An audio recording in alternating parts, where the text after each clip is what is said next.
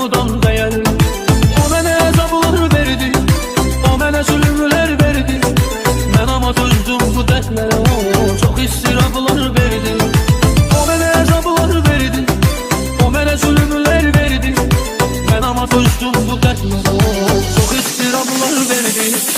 Ağlayıb göz yaşlarımı qurudaram bir dəfəlik edər. Onsuz seçdiyim acıları unudaram bir dəfəlik edər.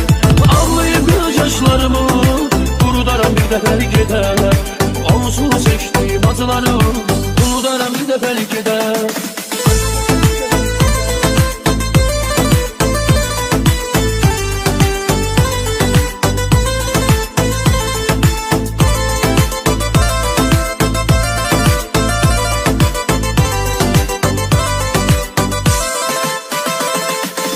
Kadar ağladım, üzüldüm, yatmadım onsuz geceler.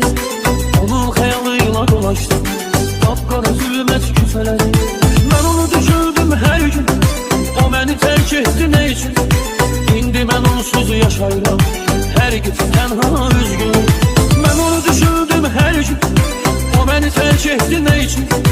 İndi ben onsuz yaşayıram, her gece tenha üzgün. Ağlayıp göz yaşlarımı qurudaram bir dəfəlik edər.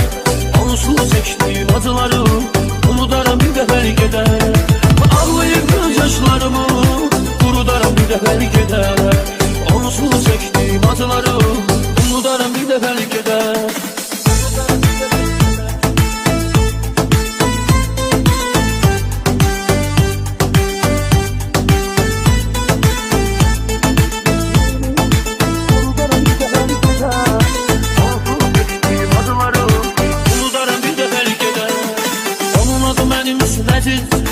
Duyduğum en hoş gəlmədi, o məni bir gün tərk edir.